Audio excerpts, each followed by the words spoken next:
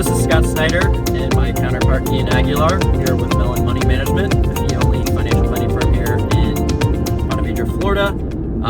Welcome to episode 5 of Dude, Where's My Money? Where today we will be talking about the Schwab TD Ameritrade merger, what that means for our clients and for other advisors out there who may be worried about it or excited about it.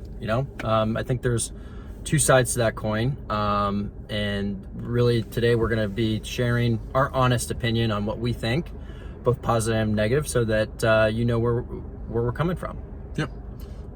So for all those who don't know, who aren't clients, we custody our assets with TD Ameritrade, and a big deal came out as far as in the news last week at least, that Schwab was purchasing TD Ameritrade. It's probably one of the bigger pieces of news in the finance world to hit for 2019, and it's going to create the conglomerate of conglomerates, at least in regards to where assets are being custodied in regards to Independent advisors like ourselves. Yeah, I mean, that's a big deal. They're going to be a $5 trillion player now, which now they're second to Fidelity in terms of amount of assets under management or held in custody, if you will. Now that's a combination of independent advisors. I think $2 trillion of that is through the independent kind of advisory space, and then the other $3 million will be direct through their retail relationships that they have. So, there's I think going to be some trade-offs, both negative and positive, when we look at this at the end of the day. But we have until 2020, the end of 2020, to really see what this is going to begin to look like. So really until then, there is going to be no integration. They're going to operate as two separate entities. Obviously, conversations are ongoing about how they're going to merge it all. But until then, we're not going to know exactly how to tell you what this is all going to look like. However, we're pretty confident that you're not going to have to repaper new accounts or anything like that. So that's a good thing, at least from our end. But I would say our clients feel the same way. Yeah, I mean, no one wants to go through the repapering process. I don't think it's going to happen. It's in the paperwork.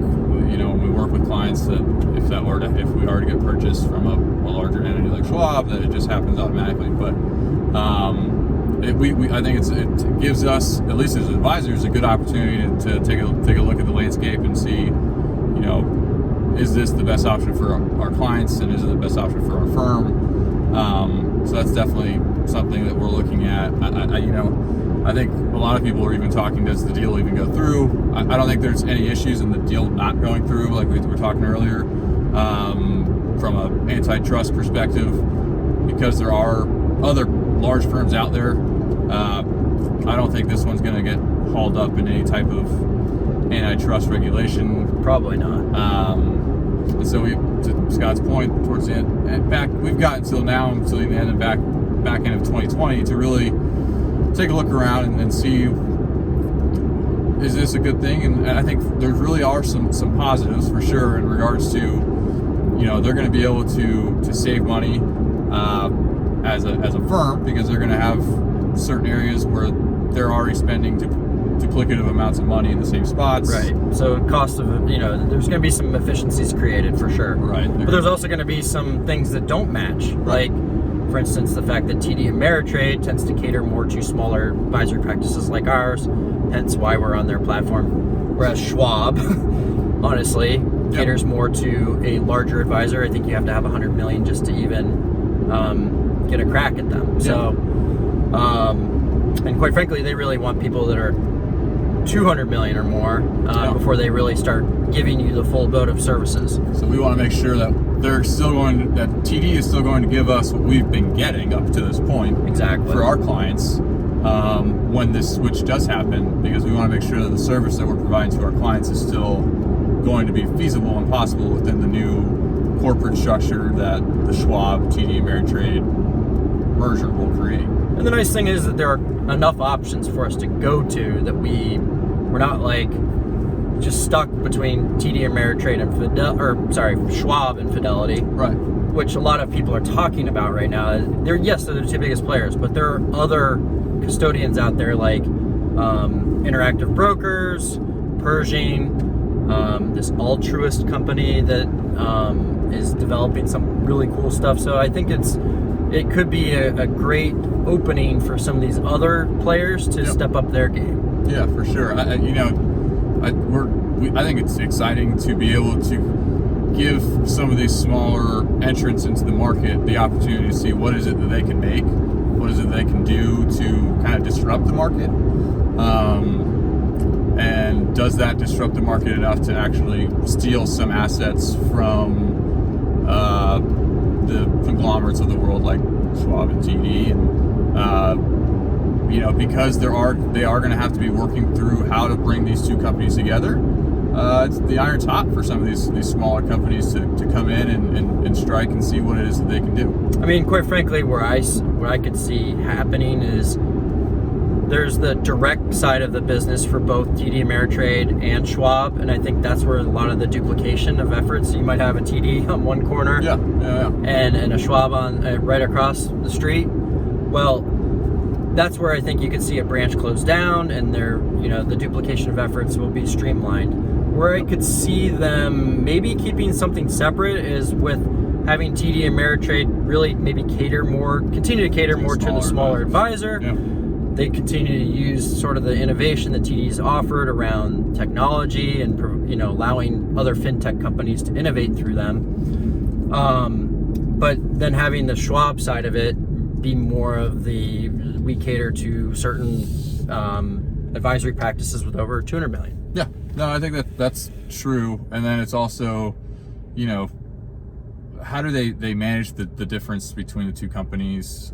Because culturally, like where do they, as kind of one of the top points we talked about is, if advisor has a large client that they want to bring on, who do they push them to? Do they push them to TD? Do they push them to Schwab? Like, there's a lot of question marks in regards to how that's going to work out, and I think they will segment it out, and that'll probably be the best way to do it. Whether or not they keep the TD Ameritrade name around, they're probably not going to do that. Actually, I think I read they're not. It's actually going to be Schwab. Okay, and so some of these things will definitely play out over the next. Will become clearer, and definitely want to tell our clients that that's something that we're closely watching and closely monitoring, and we're definitely going to be taking a look at what are our options completely, so that we make sure again that we're giving the best service to our clients. Service possible. Yeah, because the service that we get from our custodian affects our ability to service our clients, and we want to make sure that those things are always properly aligned. And we should every couple of years be reevaluating this anyway.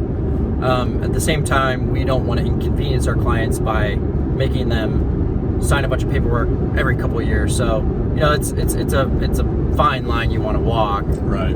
But both companies are really got outstanding reputation. So I think we believe that the end result will be a net positive to everybody. For sure. But we just have to take a wait and see approach. Yeah. And make sure we put them on notice, given that this is happening. Yeah, because I think at the end of the day, I think right now the general feel from the market is clients will probably benefit benefit the most from this whole transaction. It's just, will it be feasible for every advisor in the market that works currently with TD Ameritrade and Charles Schwab to continue working with them? And I think it will be. And I think it's just how will that picture look like on the other side? Yeah. But and then obviously we're giving you a little bit insights into how the sausage is made, but we think it's helpful to both clients and other advisors out there to at least hear an honest opinion about what's going on, because that's how we operate as fiduciaries. Yeah. So. And I think the message we want to make sure our clients and everyone that we work with realizes that if there are any questions, to just reach out to us if there's any concerns, because we want to make sure that we can converse that with everyone. Absolutely. So hope you guys enjoyed our thoughts and opinions on the Schwab and Trade merger, and look forward to